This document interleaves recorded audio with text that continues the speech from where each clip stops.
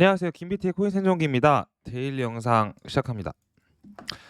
9월 CPI 발표가 있었죠. 근데 CPI 인플레이션은 예상치 3.6%가 나왔었는데 예상치를 0.1% 상회하는 3.7%가 나왔습니다. 핵심 CPI 인플레이션은 4.1%로 예상치 4.1%와 일치합니다. 그래서 똑같이 나왔고 CPI 인플레이션이 기대치를 상회하면서 PCE와 PPI 인플레이션이 상승하고 있다. 연준이 조만간 어떻게 금리를 인하할까요? 이제 이렇게 얘기를 하고 있고 뒤에 내용을 보면은 이거는 여러분들이 한번 보시면 좋을 것 같은데요.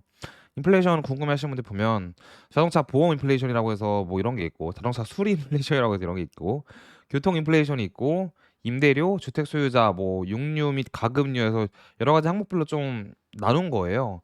이렇게 있는데 되게 중요한 거는 저는 원래 인플레이션에 대해서 크게 의미를 두지는 않았지만 그래도 유튜브를 하고 여러분한테 뭔가 내용을 전달하기 위해서 꾸 꾸역꾸역 그냥 항상 보긴 봤었어요. 그래서 이렇습니다, 저렇습니다, 이번엔 이럴 것 같습니다 이런 얘기를 많이 드렸던 것 같은데 최근에 들어서는 저도 사실 많이 궁금하지가 않더라고요. 옛날보다 더 안 궁금하더라고요. 근데 저도 그런데 주변을 봐도 확실히 시청률 그 실시간 인플레이션 방송할 때도 시청률 떨어지고 다른 채널들인데 그리고 실제로 시장에 영향도 지금 없잖아요. 이런 걸 보면은 이걸 보는 사람들이 많아야 또 이것도 의미가 있다라는 생각이 참 드는 시간인 것 같습니다. 그리고 이걸 보는 사람들이 또 많다라는 거는 그만큼 되게 대중들이 이 시장에 투자를 많이 하고 있다라는 지표라서 많이 변동성이 저럴 때 터질 수 있는데 지금은 확실히 그런 시장은 아닌 것 같아요. 반대로 얘기하면 결국 이 영상을 보시는 분들이 좀 어떤 분들인지 모르겠지만 그렇게 흔히 알고 있는 대중이라는 사람들은 가격이 오르고 나서 혹은 엄청 떨어지고 나서야 반응을 보이기 때문에 일단 여러분들은 아니겠네요. 여러분들은 지금도 계속 코인을 하고 계시니까. 그래서 그 사람들이 많이 빠진 것 같다. 그러니까 시장은 전반적으로 축적 단계에 확실히 있는 것 같다. 이런 생각이 좀 들긴 했습니다. 그래서 이번에 CPI 발표 이후에 이번에 금리를 올릴까요?라는 걸 봤을 때 11월 달에 또 페드에서 미팅이 있잖아요. FOMC가 있는데 그때 금리를 안 올릴 가능성이 아직은 더 높아 보입니다. 저게 상회했는데도 불구하고 이걸 봐도 알다시피 금리 인상은 거의 끝나지 않았을까라는 생각이 매우 지배적으로 드는 순간입니다.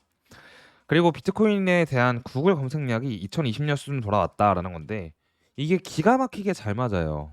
되게 재밌는 건데 실제로 비트코인의 고점과 알트의 대부분 고점은 21년 5월이었고 그때가 검색량 100이었고 21년 11월 달에는 약간 떨어진 상황이었고 그리고 20년도에는 25 언더였어요. 검색량이. 이 절대적 기준치로 봤을 때.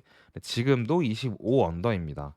그러니까 결국은 진짜 사람들이 얼마큼 관심이 있냐가 그 자산의 가치를 결정짓는 거기 때문에 무시할 수 없는 부분이고 지금은 어쨌든 20년도만큼 약간 사람들의 관심에서 많이 멀어졌다라고 보면 될 것 같습니다.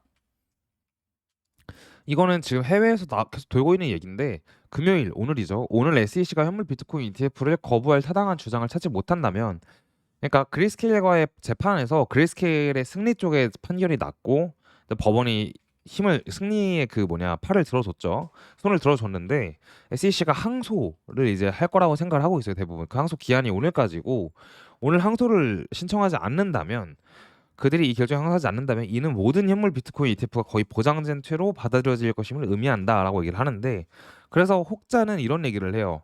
오늘 SEC가 항소하지 않으면 그냥 바로 ETF 현물이 승인될 거다라는 얘기도 하고 또 어떤 혹자들은 그 ETF가 이제 언제의 문제도 점점 그 언제라는 게 짧아질 거고 그러니까 뭐 내년 3월 4월 이런 얘기가 아니라 금방 ETF가 될 거고 그에 대한 기대 심리 때문에 가격이 오를 거다. 이제 이렇게 얘기하는 분들도 있습니다.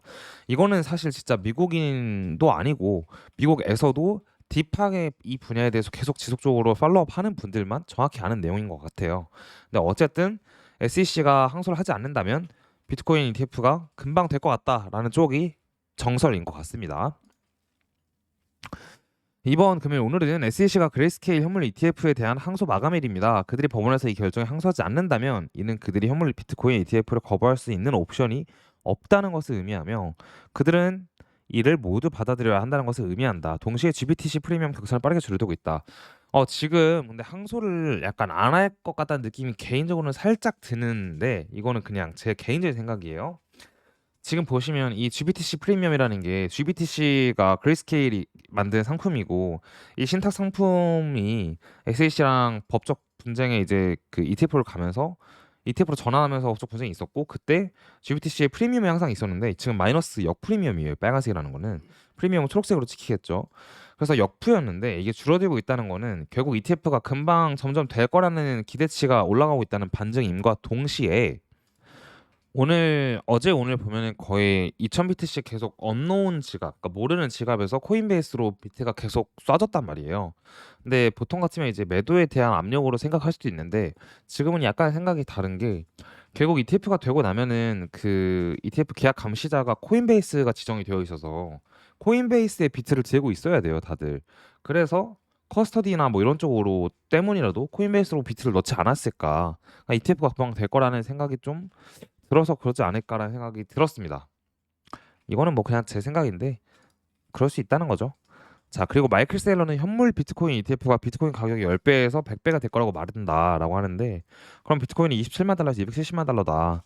마이클 세일러 얘기를 대부분 많이 무시하실 거예요. 근데 사실 무시하기 어려운 게 마이클 셀러만큼 행동파인 사람이 없어요. 이 사람은 계속 사면서 그것도 꼭 거점이 아니라 그냥 자기가 DCA 할 수 있을 때 계속 사면서 이거를 버티면서 하는 사람이고 실제로 이 사람 마이클 셀러라는 사람은 애플 주식을 진짜 초창기에 사서 거의 막바지에 판 그런 장투를 잘하는 사람이기 때문에 무시할 수 없습니다. 그래서 어쨌든 비트코인이 엄청 오를 거다라는 얘기를 하고 있고 이곳은 역사상 가장 큰 비트코인 축적 구역이 될 거다라는데 실제로 옛날 저희 영상 보시면 그런 얘기를 제가 했었어요. 비트코인이 횡보한다? 글쎄요, 횡보할 때가 거의 없었는데요. 라고 얘기를 한 적이 있어요. 이게 차트를 이따 같이 보실 텐데 과거부터 보면은 횡보라는 개념의 그 구간을 어떻게 잡냐에 좀 차이가 있는데 어쨌든 이러한 구간 박스권 횡보를 이렇게 길게 한 적은 거의 없어요. 그래서 축적 기간이 굉장히 긴 상황이다라고 볼 수 있다는 거죠. 차트 볼게요.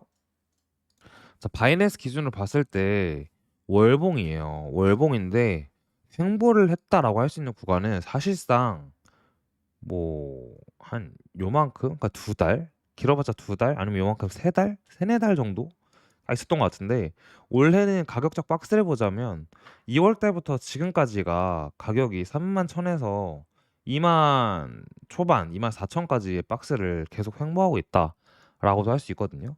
보통 월봉상의 변동성이 지금 6%, 7% 이게 마이너스 7%고 이게 뭐 11%, 23%. 그러니까 월봉 안에서는 변동성이 많은데 결국 기간을 봤을 때 X축으로 봤을 때는 그렇게 큰 움직임을 보여주고 있지 않아요. 근데 이런 적이 거의 없다는 거죠. 그래서 지금 구간은 축적 단계다라고 볼 수 있는 거고 이걸 일봉으로 쪼개서 봤을 때 지난번에 상승을 할 때는 28,600을 넘어야 재차 상승할 거고 그럼 29,500, 뭐 3만도 넘어갈 것 같다라는 얘기를 했는데 지금 이 파란색 선이 좀 내려와서 28,100 정도만 넘어도 다시 29,500과 3만을 넘을 것 같습니다라고 얘기를 할 수 있을 것 같아요. 그에 대한 근거로는 이 파란색 선이 되게 큰 저항 역할을 하는 중요한 선이 됐기 때문이죠. 그래서 이 저항선 넘으면은 새로운 시대가 또 한번 열릴 수 있다 위로 그렇게 생각을 하고 있고 아래로 보면은 이제 우리가 볼 수 있는 선이 이 하늘색 선이 있었는데 계속 뚫리랑 말랑 하늘색이 아니라 청록색이죠. 뚫리랑 말랑 하고 있는 상황이고 이 아래 저점을 갱신하지 않는다는 조건에서 25,000 초반까지도 갈 수 있는 상황입니다. 그리고 이 빨간색을 지켜줄 확률이 매우 높은데요. 22,300, 400 정도가 될 것 같습니다. 근데 어쨌든 저희 채널의 입장에서는 이 상승에서도 바로 가자가 아니라 횡보 기간이 길고 이 횡보라는 거는 좀 아래로 떨어질 수도 있고 바로 어쨌든 올라갈 것 같지는 않습니다. 근데 여기를 뚫으면은 크게 갈 거예요라는 입장을 취하고 있기 때문에 지금도 그냥 횡보 박스권 구간이라고 보고 있고 일단은 25,000 초반까지는 열어놓는다. 마음가짐을 그냥 편하게 먹는다라고 생각을 하고 있습니다. 이렇게 생각하고 이번 달도 저번 달과 같이 똑같이 브리핑 드리면 큰 뭔가는 이슈에 의해서 메이킹이 되지 자체적으로 시장이 반응할 것 같진 않아요. 그냥 횡보에 가까울 것 같고 차라리 11월, 12월 겨울이 될수록 장이 더 좋아질 가능성이 높다. 이렇게 말씀을 드리고 싶습니다. 금요일인데 다들 잘 쉬시고 주말도 잘 보내시기 바랍니다. 감사합니다.